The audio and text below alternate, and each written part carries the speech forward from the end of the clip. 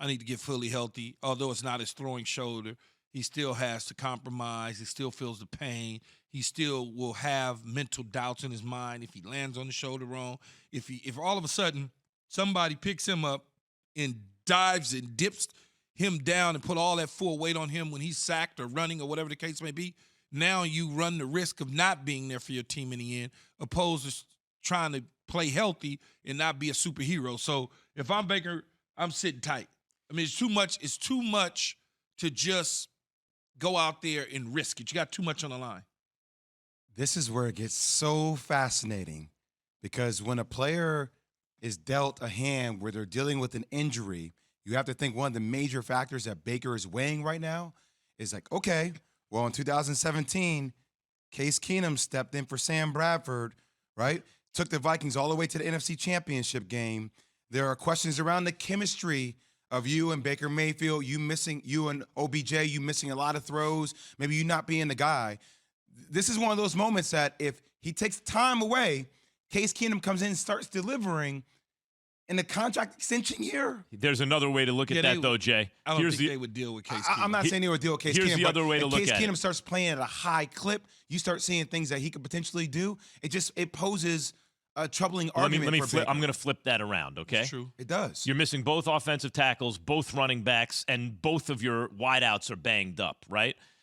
And you're playing on a short week. It ain't going to go great for the Browns, I don't think. What if it does, Max? Okay. What if it does? That's okay. Let's say it does. Does Baker actually get to make that call? In other words, he's right. It's his body. He can tell them I'm hurting or not hurting. But if the team doesn't like what they're seeing, they could always sit him down. Yeah, but it's too late.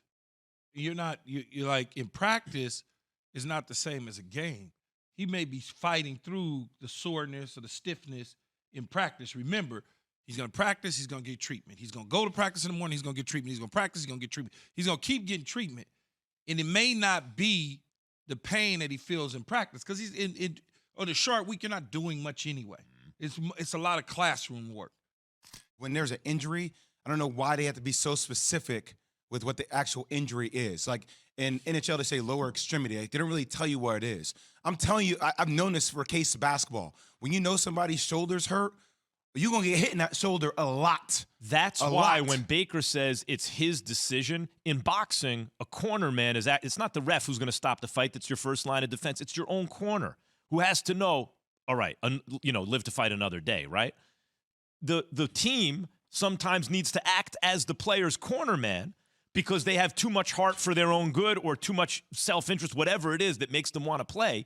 So, Key, I'm with you 100% on Baker not playing on Thursday for the reasons you specified. But then the team, even if Baker wants to go, then the team has to protect him and say, no, you're not going to play. But the way Baker makes it sound is that, no, I'm going to make that call. Yeah, he probably are leaving it up to him to make the call, because the doctors, whatever injury it is, right, it's his shoulder, it slips out. Well, it's in right now, and they're going to do all the tests. They're going to do all that. He's getting ultrasound. I'm sure he's getting massages. He's getting heat. He's getting ice. He's getting ultrasound. He's getting everything stem. He's getting everything to heal it as fast as possible. Now it becomes a tolerant of pain. And Baker could very simply sit there and go, yeah, I'm fine.